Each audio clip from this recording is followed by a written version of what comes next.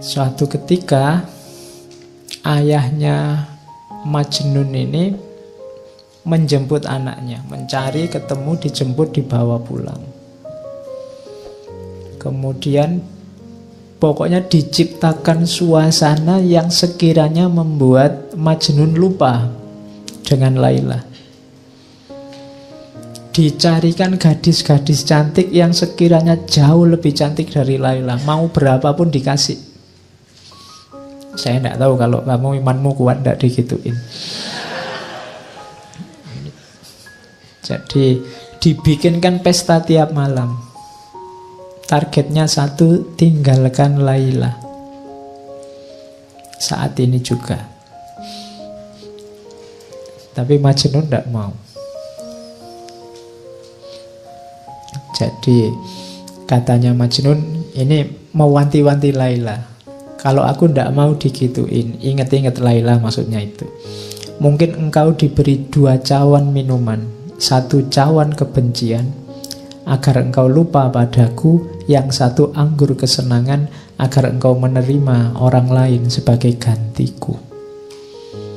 Duhai kekasihku, kuingatkan dirimu, jangan rusakkan ikatan yang orang lain selalu ingin menyempurnakan. Kelak engkau akan melihat beda antara cinta dan nafsu. Wahai Laila, nafsu akan melemahkan hati. Ia akan terus menggoda dan merayu, namun kelak akan menyesal, sedih tak berkesudahan. Jiwa yang dipenuhi kebencian tak akan pernah menjadi mulia. Ia tak akan puas bila yang diharapkan tak didapat.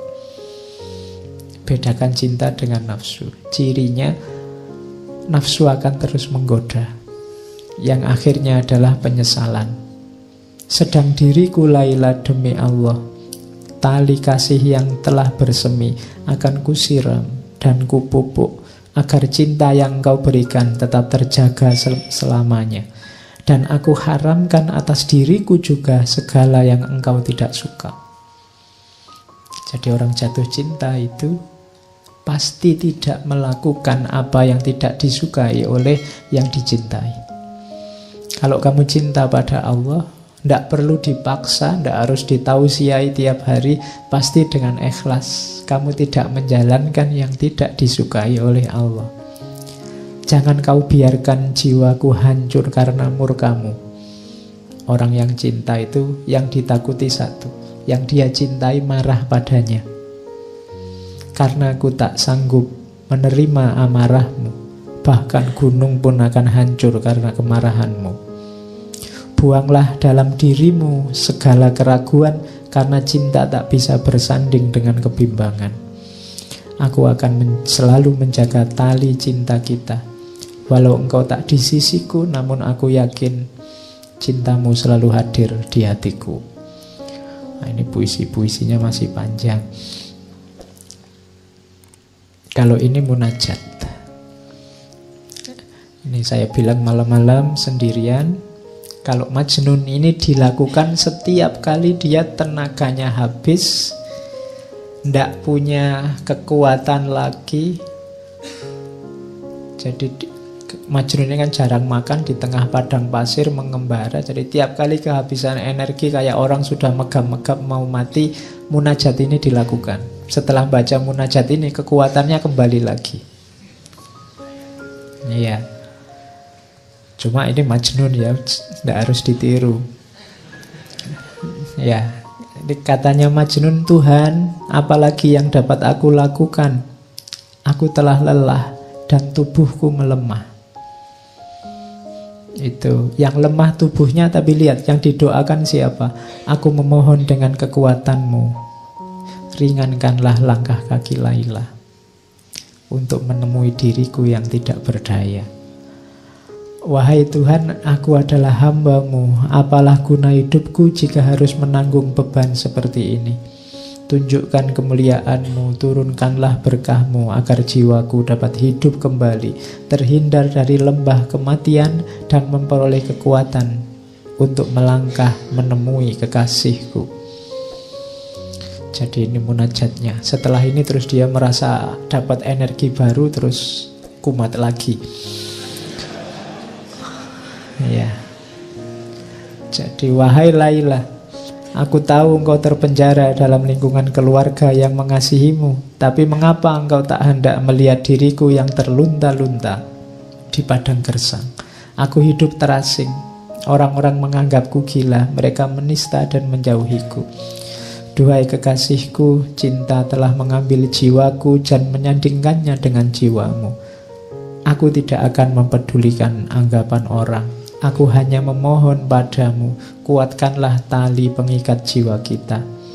Jangan biarkan tangan-tangan kotor menjamahnya. Jangan kau biarkan nafsu dan kemewahan dunia melenakan jiwa kita. Cukuplah bagiku kenangan saat-saat bahagia ketika aku memandang jernih matamu, dapat menikmati madu senyummu, memandang ikal rambutmu bagai debur ombak di pantai.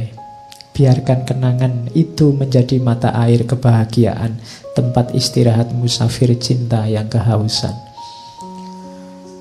Kalimatnya abot ya. Ndak tutup. Ini munajatnya Majnun yang dia ucapkan saat dia melemah.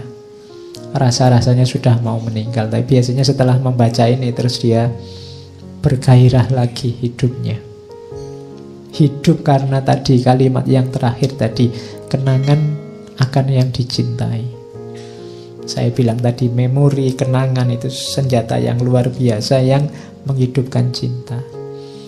Jadi ritme hidupnya Majnun ini ya semacam itu. Dia baca puisi, berkeliling-keliling di padang pasir, di daerah-daerah terpencil. Malah orang yang nyari dia karena butuh syair-syairnya. Jadi nanti di beberapa kesempatan sampai ada yang ingin bantu dia. Kalau di buku itu yang saya ingat ada sampai perang segala. Ada namanya Ishak, ada kepala suku namanya Noval, nanti ada penyambungnya dengan Laila namanya Zaid.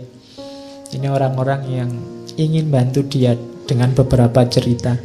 Bahkan ada yang namanya Ishak. Ishak ini orang terkemuka, kasihan melihat Majnun. Terus dia berjanji, Majnun, kalau kamu pengen bareng sama Laila, ya kamu jangan kayak gini, kayak orang gila, mesti ditolak.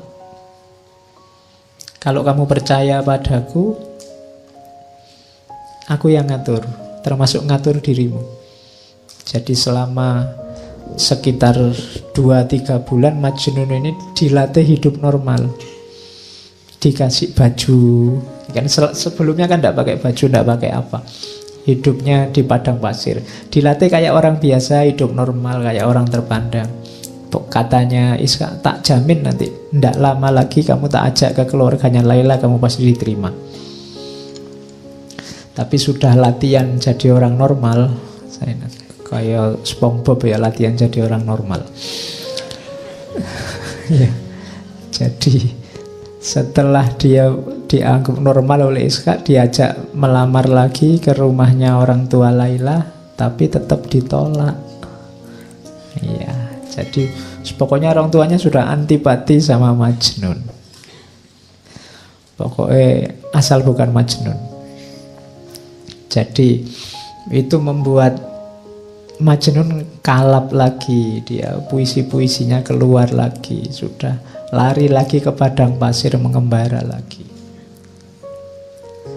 Oke, sampai orang tuanya sedih. Menjelang meninggal, ayahnya ini mencari-cari dan ketemu.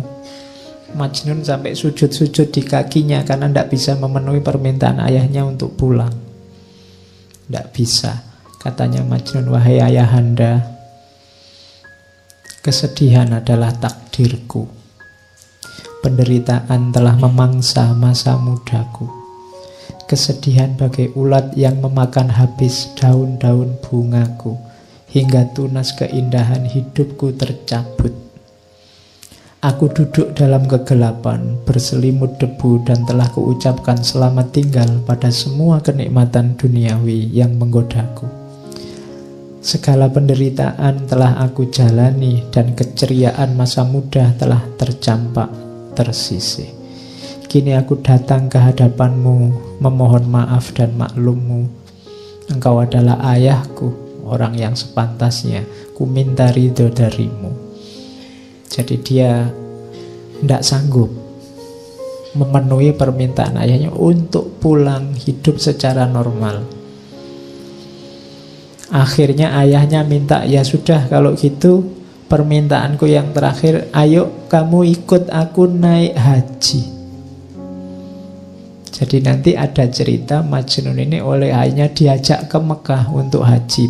Bayangannya ayahnya nanti di Mekah berdoa untuk melupakan Laila. Di Mekah kan doa-doa dikabulkan. Jadi bayangannya orang tuanya itu. Tapi nanti waktu naik haji, lagi asik-asiknya melakukan ritual haji, tiba-tiba ada orang entah sengaja atau tidak mengucapkan kata Laila. Iya.